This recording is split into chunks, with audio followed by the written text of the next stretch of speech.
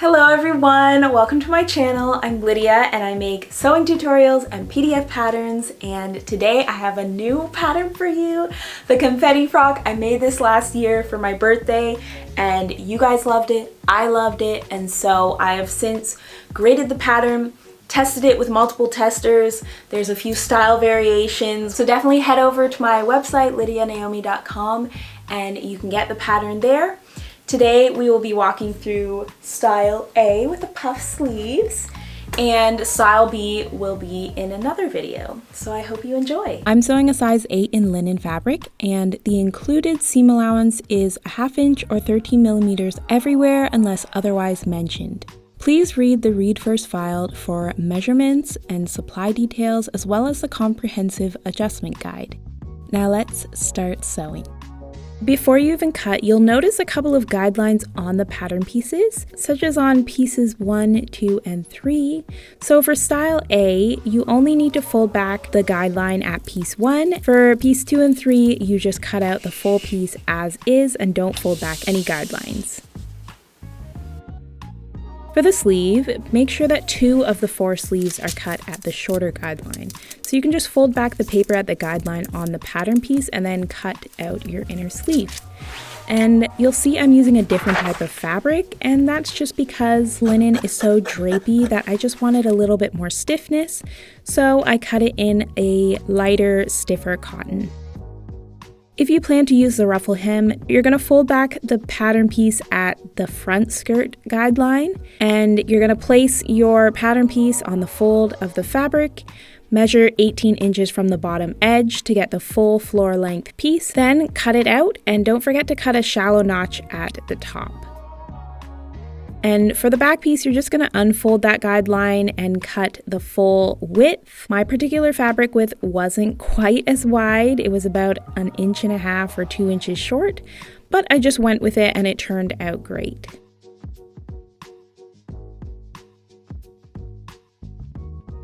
To prep some of your pieces, start by overlocking the bottom edges of your front and back facings. If you are sewing the ruffle hem, overlock just the side edges of the front and back ruffle pieces. Apply fusible interfacing to the wrong sides of the shoulder straps and fold in half lengthwise, wrong sides together. Next, stay stitch along the bust cutout on the main skirt and the facing. And you're going to stitch at 3/8 of an inch or 1 centimeter. That's just inside the 1/2 inch seam allowance. And that's going to help with bust cup application later.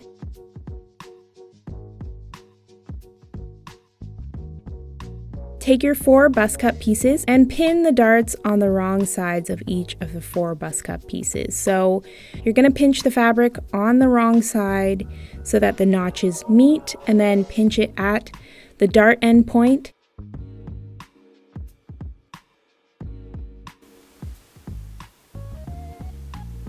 And when you actually sew the dart, you're going to extend your stitch 1/2 inch past the dart end drill hole marking. And don't backstitch, rather knot the ends of the thread so that it doesn't unravel. Press the darts inward for one mirrored pair and outward for the other mirrored pair so that the dart bulk doesn't overlap when sewing together. Once this is done, and with 2 mirrored pieces of your bust cups facing right side up, place your shoulder straps with the folded side aligned with the inner notch and the raw sides toward the armhole. The outer notch is more useful in the style B construction, so we can just disregard it here. Place the bust cups right sides together, and then you're going to sew across the strap area, around the tie, and finish at the bottom.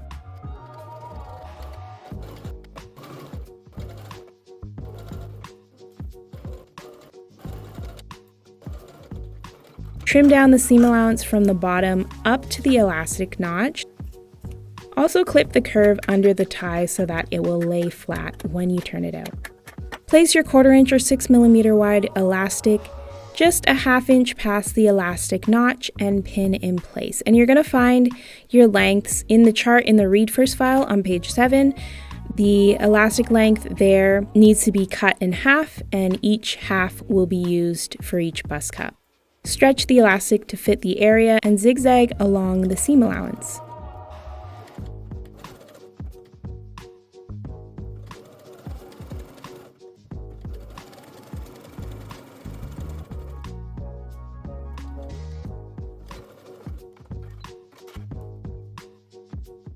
turn out and press.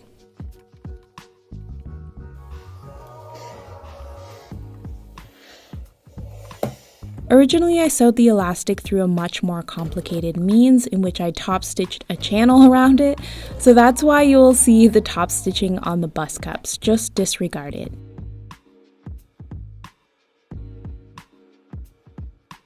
And then just close the opened area with a stitch about 1/4 inch or 6 millimeters from the edge. Now we're going to take the dress front and pinch the darts on the wrong side of the fabric, matching the notches, matching the drill markings, and also pinning at the tip. And you're going to sew from notch to waist drill hole and then 1/2 inch or 13 millimeters beyond the dart end. Again, do not backstitch, rather knot the ends of the thread. And then you're going to press the dart block towards the center.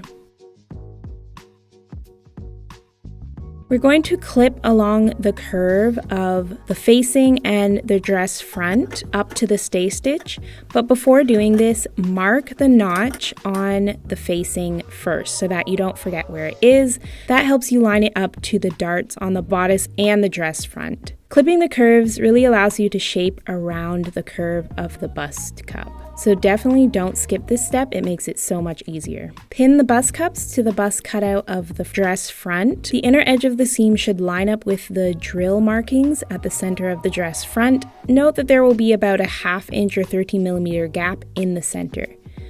Line up the dart seams on the bust cup and dress front and then the sides, and then you just fill in the rest with pins and just make sure it's really accurately pinned together. Then you're going to sew this at the 1/2 inch or 13 millimeter seam allowance, and make sure that as you sew you keep checking and adjusting so that you don't sew in any puckers.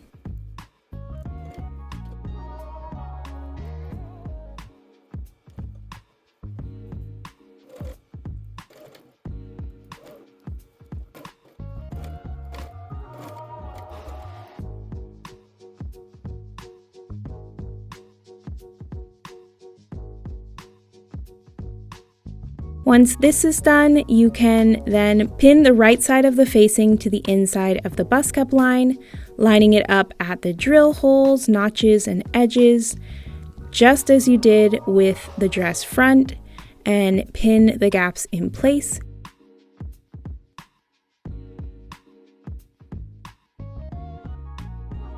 And you just sew in the same way to enclose the bust cup seam.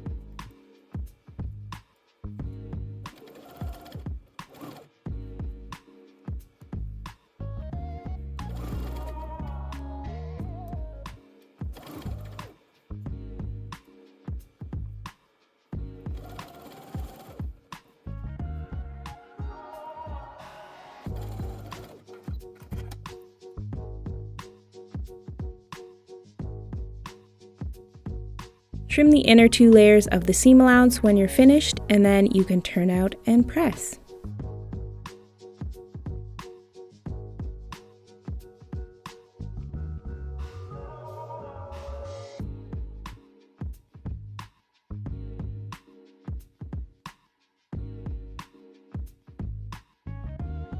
Finish by overlocking both sides of the assembled front dress, including the facing, as you sew. We are now moving on to the back panels. So take your 3 back panels and you're going to pin the side panels to the center back panel, right sides together. Match the waist and hip notches and the top and bottom, and sew both seams. Then overlock them together and press the seams towards the center of the garment. Now, with the right side of the front dress assembly facing the right side of the back, pin the free ends of the straps at the notches on the assembled dress back. Make sure that the straps are not twisted. Next, place the back facing right sides together to the back dress and pin it together. Place some twill tape over the sew line of the center curve and pin it in place. This will keep the back neckline from potentially stretching and gaping with wear. Sew together from across the strap, then pivot at the notch and sew the curve. Pivot again and sew across the other strap. Trim and clip the curve and then turn out. Next, you can understitch in place. I understitched across the strap, which gets a bit tricky at the corners. You really only need to understitch along the curve, and you can start an inch away from the straps. Understitching is where you're going to stitch the seam allowance to the facing.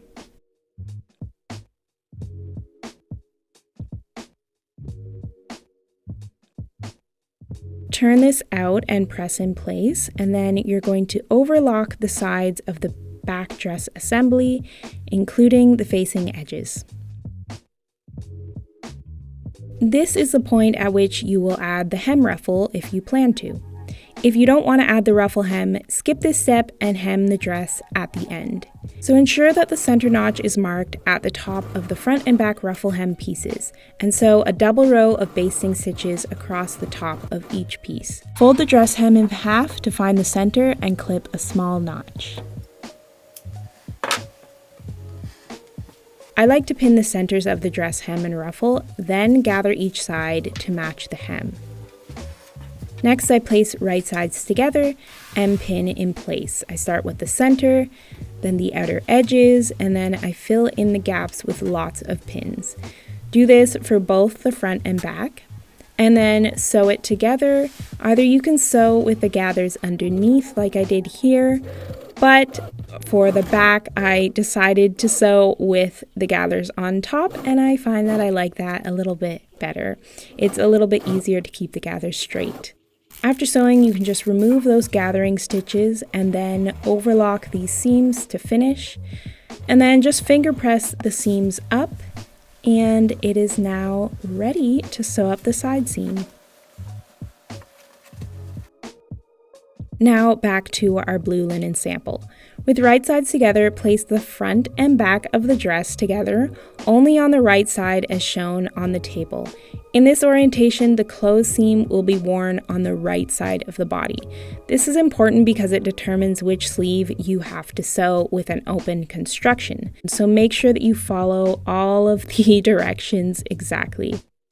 Sew this seam, and the other side is left open for the zipper construction, which we will do later. For the sleeves, you really must follow carefully so that the open sleeve will match the open side of the dress, and the closed sleeve will match the closed side of the dress. So start by placing the outer and inner sleeves right sides together. Make sure that as you place them together, the notch on the outer and inner sleeve are on the same side. And if you have fabric that is the same on both sides, make sure that your notches are opposite. So my single notches are on the outside when the sleeves are placed side by side. That way I know that these are mirrored pieces. Sew these hems together at 5/8 of an inch or 1.5 centimeters. This is the only occurrence of a 5/8 inch seam allowance. The rest are all 1/2 inch.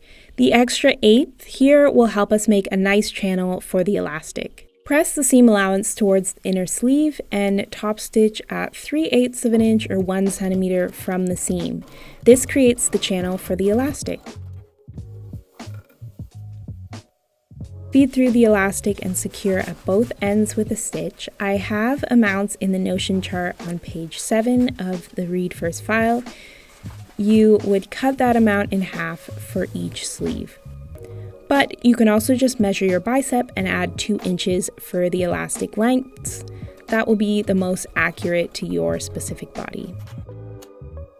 Locate the single front notch on the sleeve and have them facing out as the sleeves are side by side.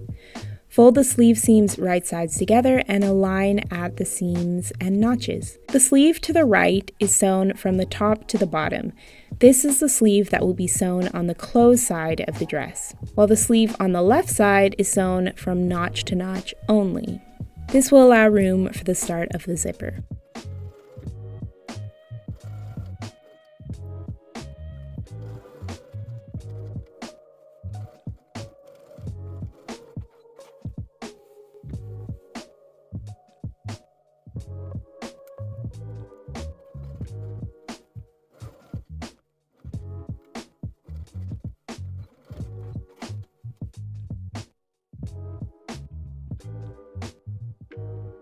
For the enclosed seam, open the seams and turn out matching the inner sleeves to the outer sleeve edges. Pin around the sleeve curve, matching the notches together, and then just sew a 1/4 inch or 6 millimeters from the edge to keep them together.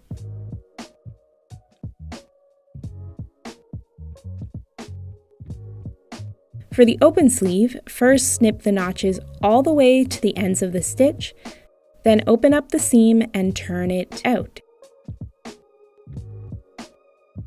Match the free edges of the outer and inner sleeve together and overlock.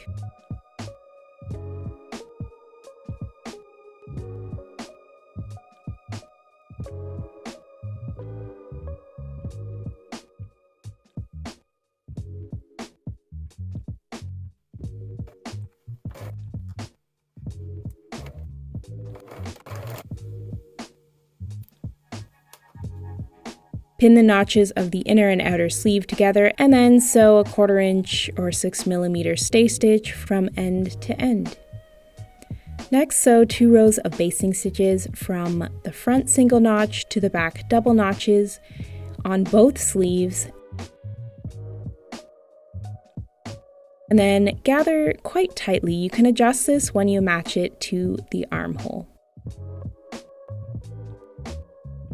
First, we are going to tackle the closed sleeve.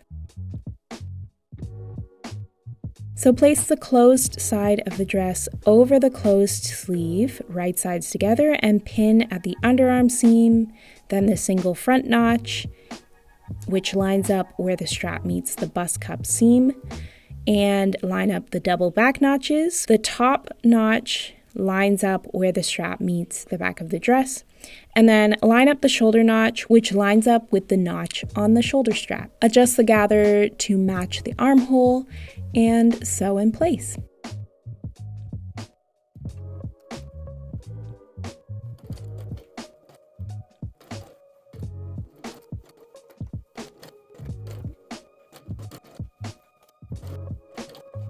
I then remove the basting stitches and overlock to finish.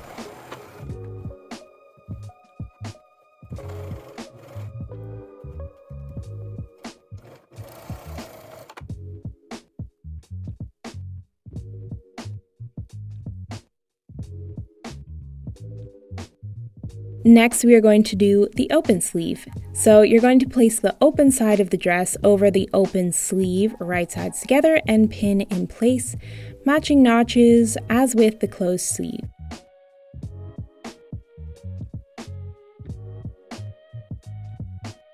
Sew and overlock in the same way. Why do we sew one side open and one side closed? That's because the zipper simply must go up into the sleeve, otherwise it will be far too snug in the overbust area to get it on. Even with the bust ties untied, it's still too tight to get on, and trust me, I've tried it. So if you're going to do this side access zipper, then you have to sew it into the sleeve like I'm doing here. It's now time to sew the zipper into the open side of the dress, and you're going to apply it with the outside of the dress facing you. with the invisible zipper nib lined up with the top of the free sleeve seam allowance. Pin one side in place, stopping at the hip notch. My zipper tape was 3/8 of an inch or 1 centimeter wide, so I moved it in 1/8 or 5 millimeters to ensure that I get a 1/2 inch seam allowance on the side seam.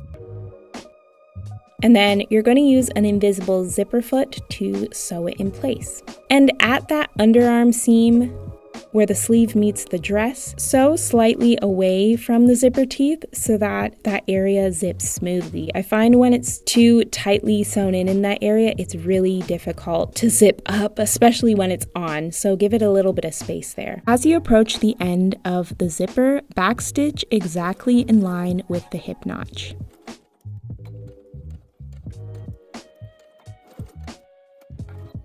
Once you're done, close the zipper and mark the sleeve seam, waist notch, and the end point on the unsewn side of the zipper. Then you're going to unzip the zipper and align the unsewn side at these points on the other side of the dress and sew it in place.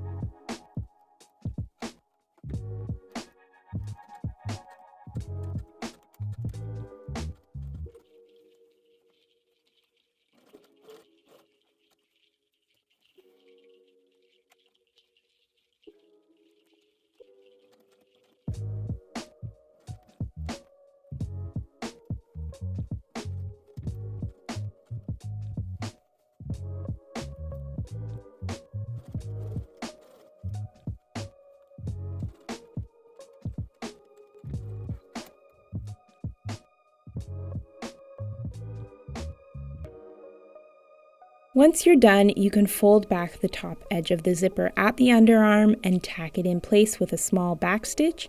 This will keep the ends from flipping out as you wear it, and it also just looks so much neater. At the bottom, your zipper will probably be twisted in, so flip it out and then zip up your zipper. And we have to close that open gap at the end. So you're going to use a regular zipper foot to get nice and close to the zipper end stitch, and sew from that zipper end to the hem. I didn't get very close to the zipper end, so I actually turned it around and sewed toward the zipper stitch, which allowed me to get much closer, and I just didn't show you, but you can see here that I got much closer. You can be up to, I'd say, like 1/8 to 1/4 inch away from the zipper stitch. Then just press this seam open, and you're going to attach the rest of the zipper to the seam allowance. So I just fold back the dress and I use a stationary zigzag to tack it. I don't like cutting the zipper short because I find that sometimes it just pokes out, so I tend to just leave my zipper long and kind of just let it hang out there, secured in place. Our last step is the hem. So I chose to use a hem roller foot for this particular sample. And when you do that, it's best to clip the seams at an angle to reduce bulk like I'm doing.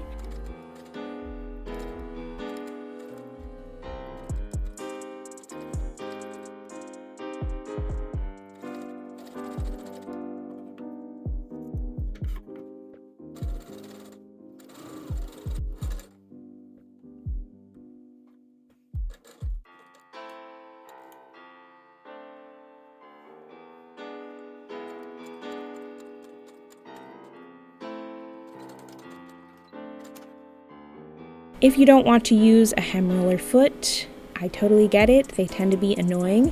You can alternatively just iron up 1/4 inch or 6 millimeters on the hem, and then you can fold it again as you sew, like I did with the green sample.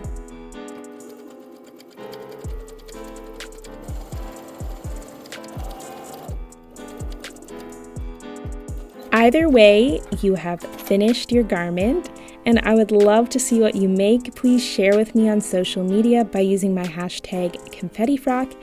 and tag me at Lydia Naomi Studio so that I can see and share it. Thanks so much for watching, and I hope you really enjoy your confetti frock.